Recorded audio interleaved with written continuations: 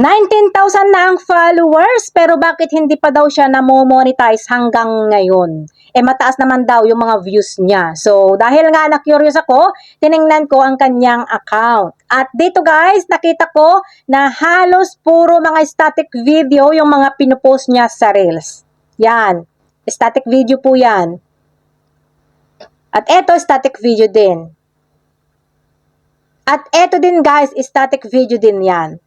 Kaya kahit pa gaano guys karami yung followers at saka yung mga views nyo, kung puro static naman yung mga pinupost nyo doon sa reels nyo, hindi po talaga kayo ma-monetize. Dahil ang static video guys is kasama po yan sa 6 prohibited formats ni Meta. Kaya iwasan po natin gawing video yung mga picture natin. I-post mo na lang sa photo yung mga picture mo, yung as photo para mas okay pa siya. Kaysa lagyan mo pa ng music para gawing video. Hindi po yan pwede kay Meta. Dahil ang pwede lang po sa reels natin guys is yung mga video lang po talaga as in video. Yung video na gumagalaw tayo. Hindi picture na pinapagalaw-galaw mo lang. Hindi po ganun yon. Hindi po pwede gawing video ang mga picture natin. Kaya kung gusto mong ma-monetize, i-delete mo lahat yung mga static video mo. Huwag manghinayang sa views dahil views lang yan.